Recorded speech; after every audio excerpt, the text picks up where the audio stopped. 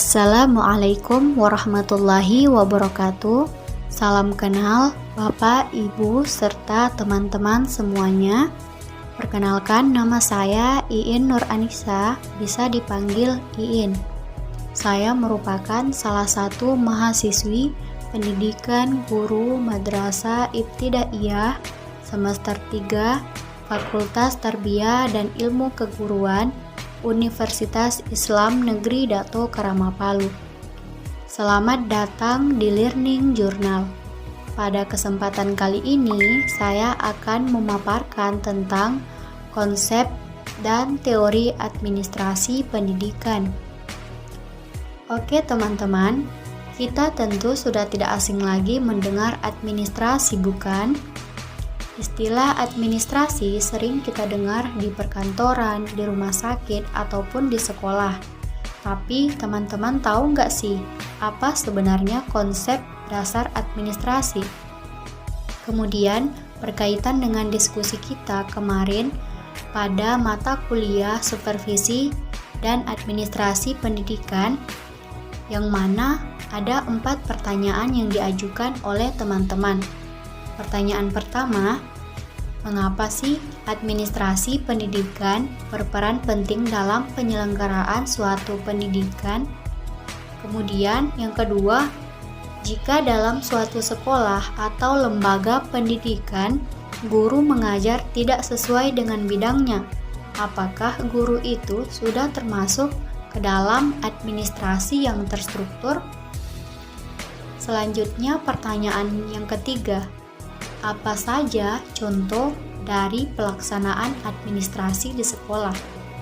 Dan pertanyaan terakhir atau yang keempat, apa sih kaitan administrasi sekolah dengan masyarakat?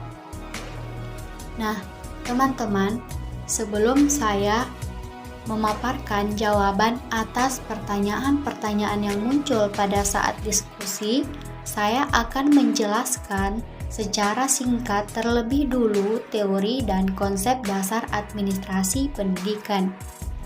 Jadi, secara harfiah, administrasi berasal dari bahasa Latin ad dan ministro, yang berarti melayani, membantu, memenuhi, serta menyelenggarakan.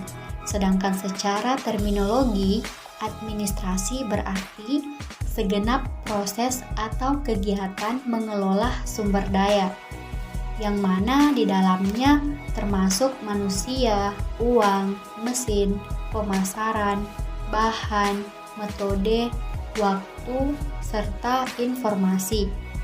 Proses pengelolaan tersebut dilakukan untuk mencapai tujuan yang lebih efektif dan efisien. Kita masuk ke pertanyaan pertama. Lantas mengapa harus ada administrasi? Apa jadinya suatu lembaga atau organisasi jika menerapkan konsep administrasi? Apakah penting dalam penyelenggaraan suatu lembaga pendidikan? Nah, teman-teman, jika di suatu lembaga atau organisasi tidak menerapkan konsep administrasi dalam penyelenggaraan dan menjalankan tugasnya, maka sumber daya yang disebutkan tadi tidak dapat mencapai tujuan lembaga secara efektif dan efisien karena tidak dikelola dengan baik. Sehingga sumber daya tersebut hanya akan menjadi sebuah momok, bahkan menjadi bom waktu yang sewaktu-waktu bisa saja meledak dan menghancurkan lembaga tersebut. Karena itulah, suatu lembaga atau organisasi mematuhkan penerapan administrasi untuk mencapai tujuan yang efektif dan efisien. Dalam istilah administrasi lebih cocok digunakan untuk lembaga pemerintahan dan lebih mengutamakan kepentingan sosial. Contohnya seperti rumah sakit, kantor camat, kantor urusan agama, dan sekolah. Oke, sekarang teman-teman udah paham kan apa konsep dasar administrasi? Selanjutnya, mari kita bahas tentang tujuan dan manfaat administrasi dalam pendidikan, yang masih berkaitan dengan pertanyaan pertama, terwujudnya proses belajar mengajar yang lebih bermakna. dengan adanya administrasi dalam dunia pendidikan, peserta didik dan guru lebih dapat mengembangkan potensi yang berada dalam dirinya. Kenapa? Karena dengan adanya administrasi tadi, segala sumber daya yang ada, termasuk guru dan peserta didik itu, dikelola dengan baik untuk mengeluarkan segala potensi terbaik yang ada dalam dirinya. Tujuan serta manfaat lainnya adalah memiliki kemampuan manajerial untuk mencapai tujuan pendidikan secara efektif dan efisien, mencapai mutu pendidikan sehingga bisa teratasi dan meningkatkan citra positif pendidikan. Selanjutnya, jika dalam suatu sekolah atau dalam lembaga pendidikan guru mengajar tidak sesuai dengan bidangnya, lalu apakah guru itu sudah termasuk administrasi terstruktur? Lalu apa contoh pelaksanaan administrasi di sekolah? Nah, ada dua persepsi mengenai hal ini. Pertama, administrasi terstruktur, karena guru dituntut untuk menjadi tenaga yang profesional. Artinya, semua tenaga pendidik harus mengetahui segala bidang dan harus serba bisa. Kemudian, yang kedua, administrasi tidak terstruktur. Jika dilihat dari aturan lembaga administrasi pendidikan sesuai dengan bidang tertentu, tetapi kita harus melihat terlebih dahulu kondisi sekolahnya. Jika sarana dan prasarana, dana, tenaga pendidik, ataupun yang lainnya sudah terpenuhi, maka tidak ada permasalahan administrasi di sekolah tersebut. Tetapi sebaliknya, jika di dalam sekolah tersebut sarana dan prasarana, dana, tenaga pendidik, ataupun yang lainnya itu belum terpenuhi, maka seorang guru dapat dikatakan dalam administrasi yang terstruktur dalam sekolah tersebut.